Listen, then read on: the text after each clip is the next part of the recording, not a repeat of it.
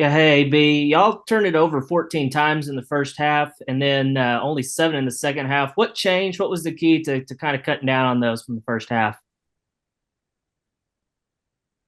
We talked about it at halftime, and we just were more careful with the ball. Yeah, we try to just turn it down a little bit in the second half. Yeah, AB, what allowed you guys to take a 10-point lead, I guess, with 5 minutes to go, and then what happened down the stretch? Uh, we got up by getting stops. And on offense, I think we were playing with a lot of confidence and just getting stops and being smart with the ball. And then down the stretch, we fouled a lot. We gave up a lot of threes, a couple big threes, momentum shifters, and we turned the ball over. But a lot that's on me. Me as the point guard, the game manager, with 3 minutes, we're up 10. We're supposed to win the game, so I take the responsibility for what happened down the stretch. And then secondly, what do you take away from a game like this? I mean, you guys battled and fought, but still, some of the same frustrations just kind of popping up. Uh, I mean, we did a lot of stuff better than we've been doing. But at the end of the day, we got to win. And I mean, you could say it's a step forward or whatever, but we didn't win, so it doesn't really help us that much. We just got to go back to work, figure out how to try to win on Saturday. Bob, Anthony, obviously that was a pretty tough look at the end. Just kind of how tough was that? And it looked like there was a little bit of contact. Did you think maybe you got fouled, or were you trying to draw a foul there? Could you kind of describe that at the end? I was trying to draw it. I mean, I tried to draw it. The ref didn't call it. He didn't think it was a foul, so that's what happened. Yeah, I mean, I probably just got to start shooting them early because I'm not getting those calls. It's like the third time, so yeah, probably not gonna call that one. They call a lot of other fouls. You guys had four guys foul out. How tough was that?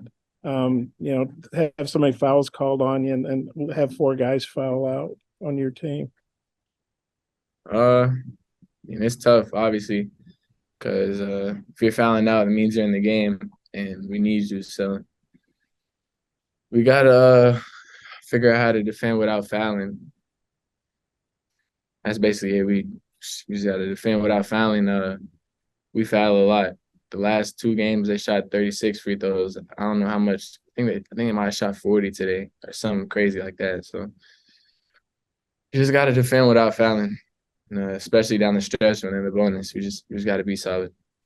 And you had four road games, only SEC team to play four already, but you get the next three at home. How good is that? And how much are you looking forward to getting some home games? I mean, it's good, but at the end of the day, we got to win. So away, home, we got to try to figure out a way to win. So these next couple, like you said, 3 home games, we got to win them all. If we're trying to do what we're trying to do, we got to just start winning. And yeah. Curtis?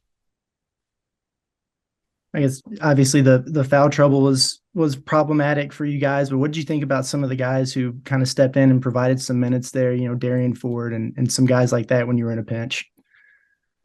I think we stepped up a lot on the bench because of all the people we had in foul trouble. Some different dudes got opportunities, and I think they did a good job with it. So, yeah, maybe we got to start getting them some minutes too. Whenever we're not playing well, like myself included, I think they're kind of showing us they can give us good minutes. So, super proud of those guys off the bench. Curtis, get us started, please. Hey, Coach, you guys fell behind there by 6 early in the second half, and you called a timeout and you rallied back. You wound up going up by 10. Just curious what you thought about the response of the team in that moment, and then what did you see there down the stretch as Missouri got back into it? Well, I thought our competitive nature tonight was at a high level. It's a basketball team that has not figured out how to win down the stretch, but from a competitive standpoint and playing hard, Some of the things that we've worked on the last few days, foul shooting was much improved at 89. I just have never coached in a game where 4 players foul out. You know, and the opposition shoots 40 free throws. That's 36 free throws, 36 free throws, and 40. You know, we haven't caught any breaks. You know, every team's got to try to create the breaks for themselves. You know, composure down the stretch, a young team, a lot of new faces. You know, critical turnovers around the rim, critical turnovers, you know, critical turnover on the baseline. You know, so the 21 turnovers, you know, it's in a basketball game is way too many. You know, again, I mean, we didn't walk into the building tonight, you know, thinking that we'd have 4 players foul out, but that's what happened. And great job on the backboards, you know, basically doubling them up on the glass, but the turnovers too much, and then you know, on the floor trying to keep composure and close games, you know, has got to, you know, I mean, all you can do is gain experience through this. Touch. Coach, you mentioned all the fouls and the free throws. It seemed like you and some of your players were really frustrated with some of the calls. What did you think of the way the game was called? Yeah, I'm not, you know, but you know, I can't talk about the officials. I mean, we send stuff in and you know, I mean, that's, you know, that's I'm, you know, we're kind of tired of talking about it. I give Missouri credit. They beat us.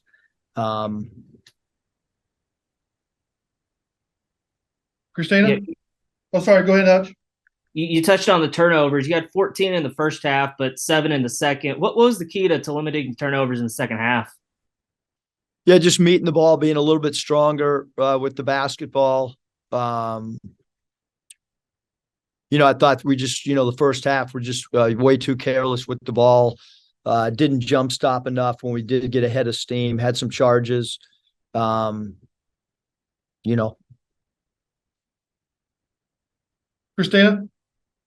Coach Jordan Walsh played really well, but obviously fouled out early. Just what was he doing better offensively? And then what are you telling him he needs to do to stay on the floor?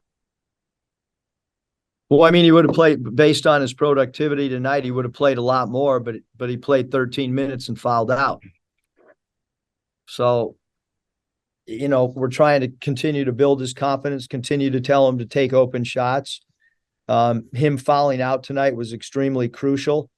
We were plus 13 when he was in the game for his 13 minutes. I mean, this is what happens when you have, you know, freshmen. You know, Jordan's still figuring his way.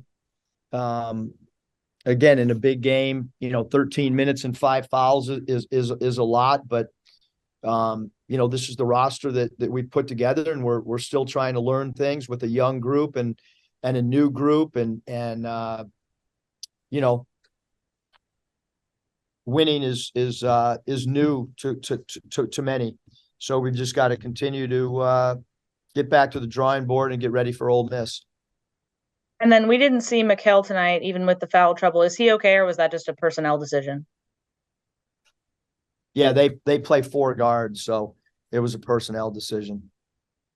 Scotty?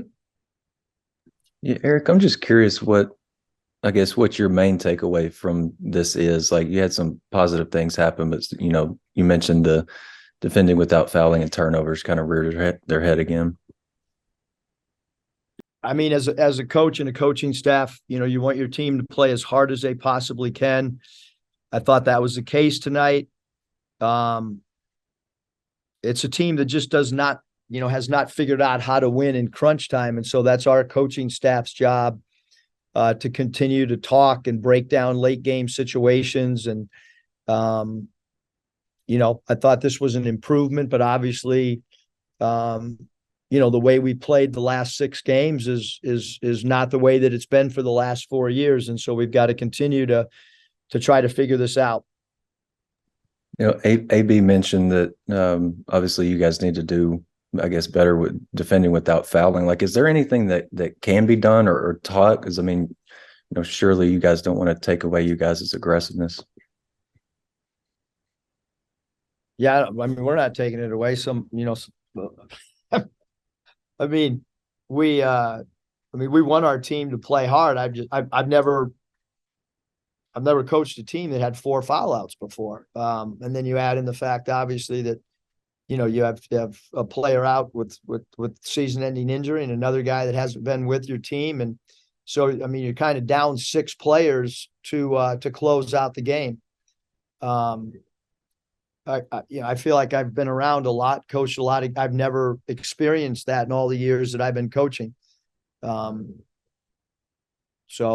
that is what it is, and some guys got some experience that maybe have not been put in that position, and close, but no win. Bob? Yeah, Eric, obviously Anthony was trying to draw a foul there at the end, and they call like 800 fouls. They don't call that one. What'd you see on that last play, and kind of what'd you think that Anthony did? I'm not going to comment on the officials, Bob. Again, it's our responsibility to send clips in that we think are worthy of doing, and look, Missouri beat us, and that's what happened tonight. What'd you think of Devo's game? Thought he was really good at times. I thought he really competed. Thought he played excellent defense. The turnovers, he and AB, the 11 turnovers is it's difficult to overcome, but I thought he played, extremely hard.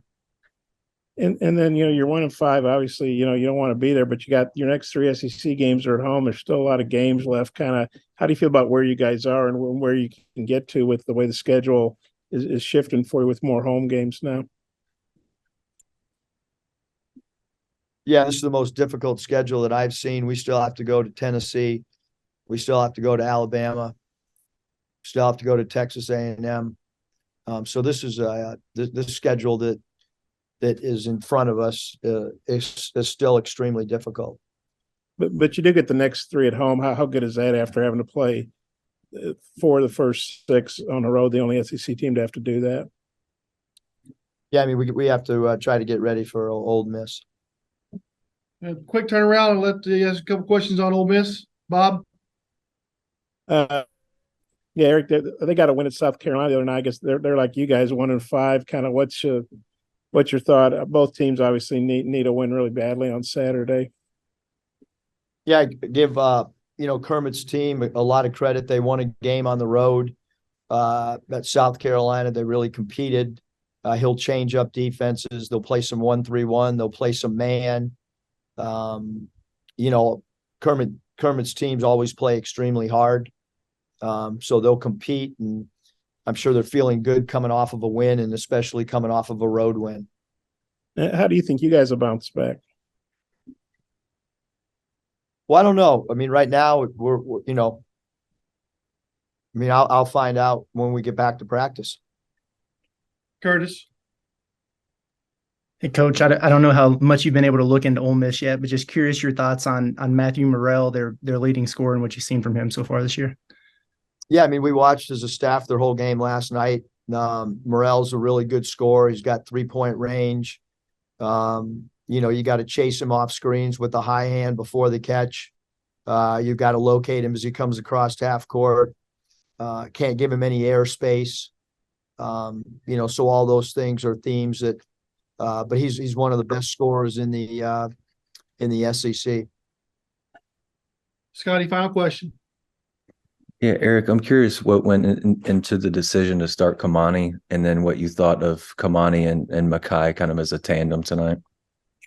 Yeah, I mean, I thought they both played really hard. Kamani's done a good job for the most part from a defensive standpoint. Although he was minus 14 in 30 minutes, but I thought his effort was really good. I like the physical presence that he gave us, and he understands our game plan and game schemes. So I thought he did a really good job. I mean, we led for 27 minutes tonight. Certainly, I thought he did a really good job in his 30 minutes. Thank you, Coach.